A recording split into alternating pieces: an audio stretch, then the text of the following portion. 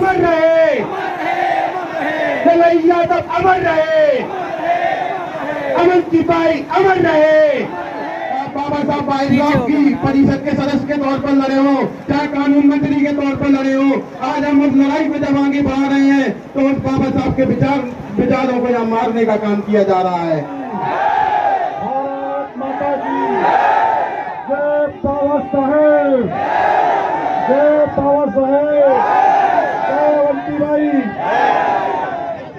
और इतनी थोड़ा बगल में हो, मंच पर बैठे मंचासीन और बहुत लोग हैं, किसी का नाम रह गया तो वो नाराज हो जाता है, तो पूरे नाम नहीं ले पाऊंगा मैं। हमारे साथ जो काम कर रहे हैं हमारे कमल सिंह मोदी जी, संतोष प्रजापति जी, हमारे मैं मंच में निवेदन करूंगा, और जी प्रजापति जी भी बैठे हुए हैं हमारे बीच में, हमारे बीच में बहादुर दादा भी बैठे हुए हैं हमारे बीच में, लोग बैठे हुए हैं, हमारी दिल्ली से आई हमारी सीमा जी बैठी हुई है, और हमारे देश के माने नव युवक जो वास्तव में ही क्षमता से भरपूर है, वो लोग बैठे हुए हैं, हमारी प्रियंका भारती जी बैठी हुई है, हमारे बीच में सारे लोग बैठे हुए हैं, और हमारे बीच में गंगा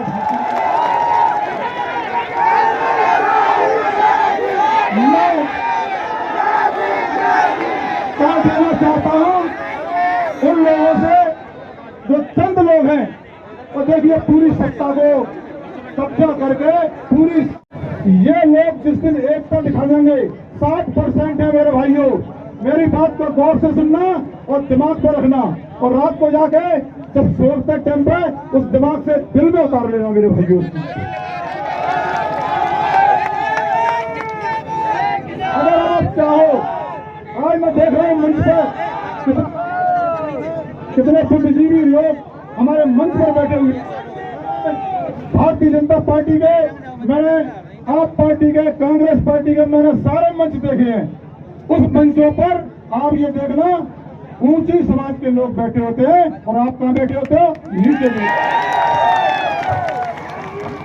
आप लोग मेरा ये भी चीज देखिए, हमारे परिवार की 3 पीढ़ियां रगड़ के काम किए, जमीन पर काम करके हमने 3 पीढ़ियों से पार्टी का काम किया है। जनता पार्टी से हमने शुरू किया, जनता पार्टी, और जनता पार्टी से भारतीय जनता पार्टी। मेरे भाइयों,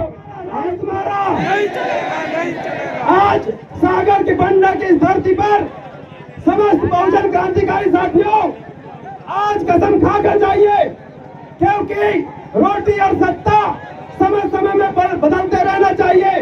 अगर रोटी नहीं बदलोगे तो रोटी जल जाती है, और सत्ता नहीं बदलोगे तो सत्ता निरंकुश हो जाती है। ये जो मध्य प्रदेश के मामा है, अपने आप को मामा कहते हैं, इनमें 2 महासंघ है, 15% लोगों ने 85% लोगों पर राज करके रखा है, उनको ये मूल निवासी लोग जागरूक हो गए, फाड़ने की ताकत के लिहाज हम लोग आज यहाँ पे आए हैं। हमारा जनसंख्या हमारी अब राज नहीं चलने वाला है, यहाँ पर 85% लोगों का राज चलेगा। आप लोग हम बताना चाहते हैं, अभी तक हम लोग देखते हैं 15% लोगों ने यहाँ के एससी ओबीसी के साथ क्या हाल किया है, लेकिन उनको बताना चाहते हैं भर चुका है, यहाँ के मूल निवासी लोग जाग चुके हैं, वो बहुजन लोग जाग चुके हैं। आप तुम्हारे किसी का जितना केयर नहीं होने चाहिए। मैं एक शेर कहना चाहता हूँ, बढ़ गई है फिर पढ़ाई से पिघलनी चाहिए, बढ़ गई है फिर पढ़ाई से पिघलना चाहिए। एससी ओबीसी के लोगों को यहाँ पे सिर्फ हंगामा खड़ा करने का काम नहीं है, हम लोग चाहते हैं कि जितनी जनसंख्या है उतना पोषक मनुवाद का पोषक केंद्र है। जब मानवता के पुजारी हमारे इस देश के मूल निवासी महानायक कृष्ण से संघर्ष हुआ था तो इंद्र को झुकना पड़ा था। क्या आपके अंदर कृष्ण कांत है? तो इस इंद्र को मैं चुनौती देता हूँ, कितना पानी गिराना है गिरा ले, आप लोग इस इंद्र से संघर्ष को तैयार है तो जोर से नारा लगाइए, जय मूल निवासी।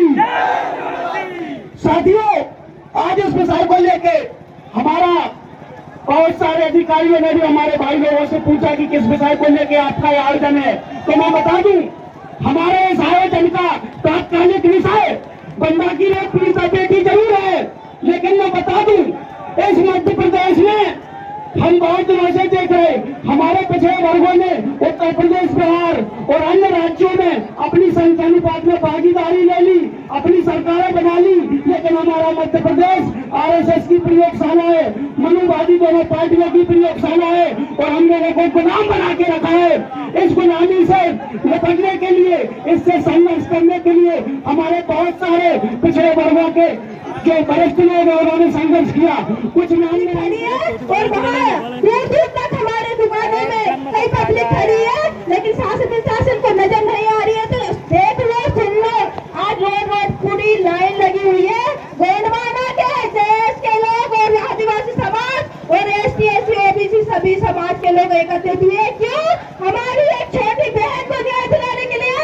इस देश में कोई नियम कानून है कि नहीं? मैं शासन से पूछना चाहती हूँ कि एक छोटी सी बच्ची नंदी को इस तरीके से रोचा, वो अरुण मिश्रा को फांसी होनी चाहिए, अन्यथा ये OBC महासभा के तत्वाधान में हम उस अरुण मिश्रा को खुद अपने हाथों में कानून लेने पर मजबूर मत करना। हम लोगों ये उग्र आंदोलन आप लोगों को हम उनके घर में घुस के मारेंगे, जिसमें हमारे समाज में हमारी ये गंदगी हमारे देश में फैला रहे हैं। ऐसे अरुण मिश्रा को हम खुद अपने कानून हाथ में लेकर, हम एक नारी शक्ति और महिला होने के बाद हम खुद इसको सजा देंगे। जिस प्रकार से इस बच्ची को जिस प्रकार से नोचा गया है, उस अरुण मिश्रा को हम नहीं छोड़ेंगे। और मैं कम समय होने के बाद अपनी बात को यही विराम देती हूँ।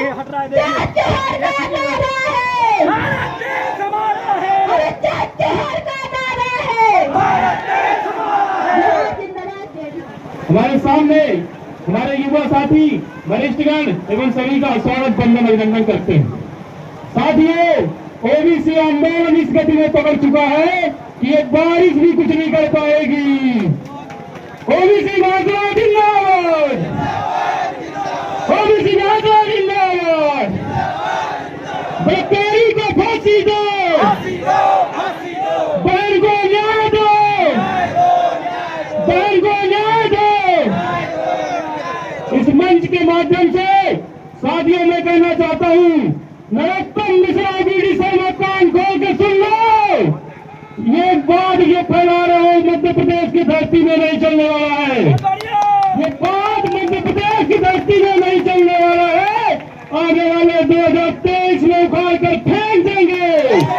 हमारे बहन को न्याय दो, कान खोल के सुन लो। शिवराज सिंह, ये OBC महासभा है, ये पानी का रेला भी नहीं रोक पाएगा।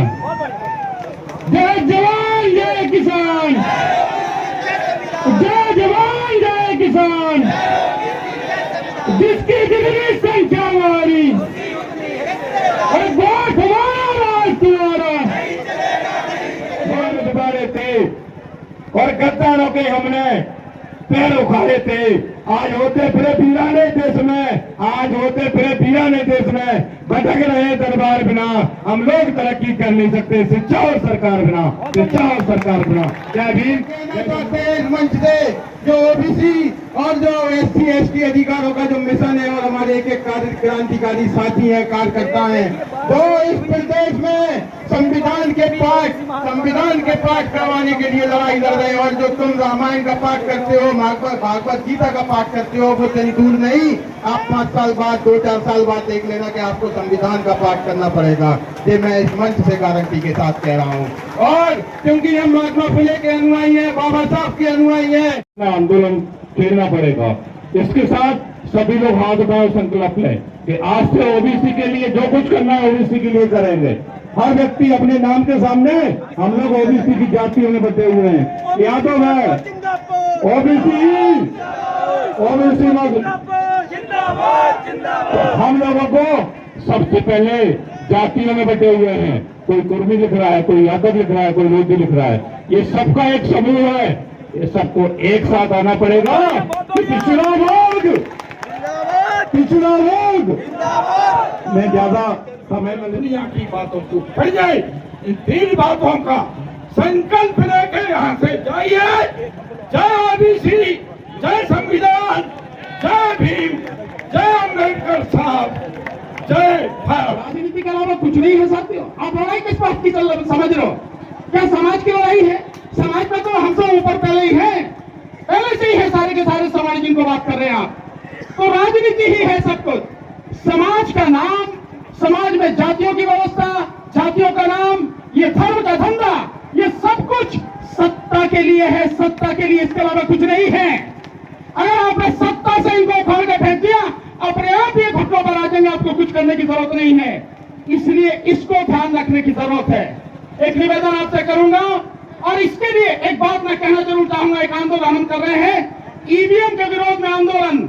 अगर इनको उखाड़ना है, ईवीएम को उखाड़ना जरूरी है, तभी इनको सत्ता से उखाड़ सकते हैं। अन्यथा आप कुछ भी करते रहिए, हमारे ही बीच के लोग आएंगे, दलाली करेंगे और हमारा बेड़ा गर्क करके चले जाएंगे। इसलिए हमें समझना है लड़ाई कहां से। आपने कभी महाभारत के विषय में सुना है चक्रव्यूह? तो चक्रव्यूह कहां से तोड़ा जा सकता था? पहले वो जरूरी था, वहीं से तोड़ा गया और उसके बाद छिन्न कर दिया गया। इसलिए साथियों उस चक्रव्यूह को तोड़ना है और यहाँ वो चक्रव्यूह की कड़ी है ईवीएम। पहले इसे हटाओ और अपने बीच के जो दलाल नेता हैं उनको ठीक करो और देन उसके बाद में इनको सत्ता से उखाड़ कर फेंको। बहुत बहुत शुक्रिया, आपने मुझे इतना समय दिया, सम्मान दिया, मंच पर बुलाया। आगे फिर कभी बात होंगी। निवासी हैं तो भीख किससे मांगनी है? हक है हमारा, नहीं मिलेगा तो हाथ बढ़ाकर छीन लेंगे और ये ताकत हम रखते हैं, लेकिन हमें अपनी ताकत का एहसास नहीं है। हमें अपनी ताकत का एहसास नहीं है। अगर हम अपनी ताकत का एहसास होता, अगर हम अपनी जिम्मेदारियों का पता होता, तो आज हमें ऐसी सभा करने की जरूरत नहीं थी। किसी की हिम्मत नहीं थी हमारी बहन बेटी की तरफ आंख उठाकर भी देख सके। बलात्कार तो बहुत दूर की बात है। तो करना क्या है? असली बात यह है, अभी राजस्थान में हुआ, घड़े से पानी पीने के कारण ही उस 8-9 साल के बच्चे को पीट पीट कर मार दिया गया। और अभी एक साथी बता रहे हैं बहुत अच्छी बात, अगर आप आंकड़े के हिसाब से देखें तो 5000 बच्चों पर रोज ये पूरे देश में अत्याचार होता है। हर 3 मिनट में ये अत्याचार होता है। ये तो वो है जो रिपोर्ट होते हैं, जो रिपोर्ट नहीं होते हैं उनका क्या हाल है? हमारे साथी यहाँ पर अभी एक श्री तुलसीराम पटेल जी बोलकर गए हैं कि वो एडवोकेट हैं। मैं जानता हूं कि किस तरह से, तो वो इस बात को समझते हैं।